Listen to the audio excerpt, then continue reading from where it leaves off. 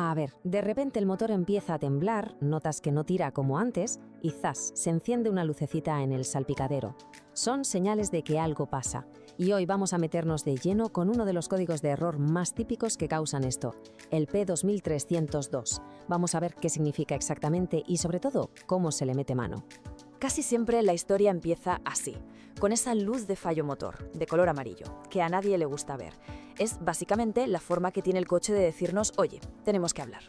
Y claro, cuando le enchufamos una máquina de diagnosis, es muy probable que el chivato sea este código, P2302. Así que vamos a centrar toda nuestra atención en él. Vamos a descubrir qué se esconde detrás, por qué es un tema serio y, lo más importante, cómo solucionarlo bien y a la primera.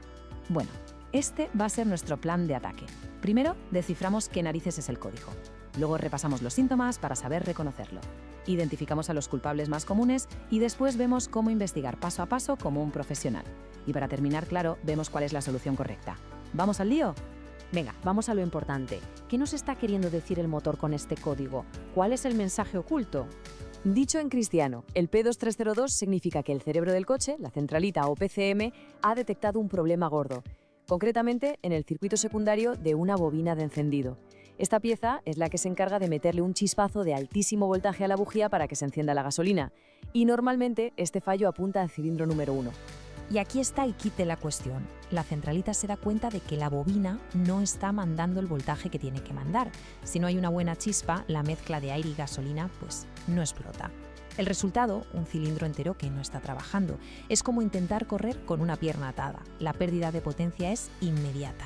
Vale, ya entendemos la parte técnica. Ahora vamos a ver cómo se nota esto cuando conducimos y sobre todo porque no es una de esas cosas que se pueden dejar para mañana. Es que, si lo pensamos, todos estos síntomas tienen una lógica aplastante. La luz de fallo motor es el aviso. Que el coche ande menos y gaste más gasolina es la consecuencia directa de tener un cilindro de vacaciones. Y ese tembleque tan típico, sobre todo cuando estamos parados en un semáforo, es la señal más clara de que el motor está totalmente descompensado por ese fallo. ¿Y por qué tanta prisa? Pues porque pasar del código P2302 es una idea malísima. Toda esa gasolina que no se quema en el cilindro acaba en el sistema de escape y puede literalmente freír el catalizador, que es una pieza carísima. Y si lo dejas mucho tiempo, hasta puede dañar los pistones. Arreglarlo a tiempo no solo es recuperar la potencia, es proteger el motor de una avería mucho más gorda y cara.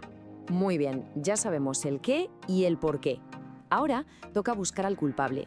Vamos a ver qué componentes suelen ser los que dan este tipo de guerra. Aquí tenemos a los 4 sospechosos de siempre. A ver, el 90% de las veces la culpa va a ser o de la bobina de encendido o de la bujía. Son piezas que sufren mucho desgaste y calor, así que es normal que fallen.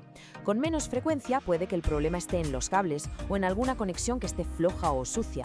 Y ya como la opción más rara pero posible podría ser un fallo de la propia centralita.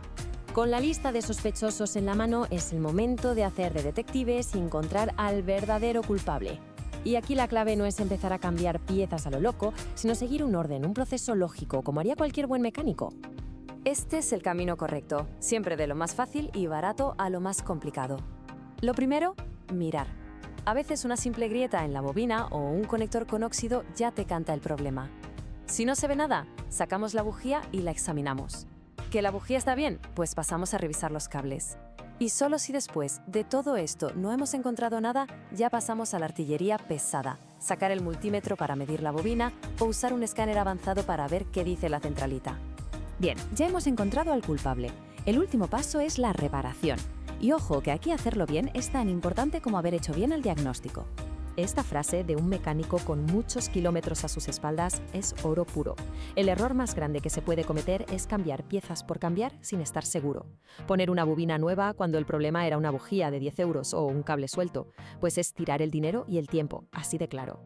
Por lo tanto, la solución va a depender de lo que hayamos encontrado. Si la bobina está mal, se cambia. Si es la bujía, se pone una nueva. Si es un cable pelado, se repara o se sustituye.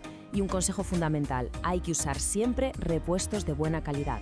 Ahorrar unos euros en estas piezas suele ser la receta perfecta para que el problema vuelva a aparecer en 2 días. Y con esto llegamos al final.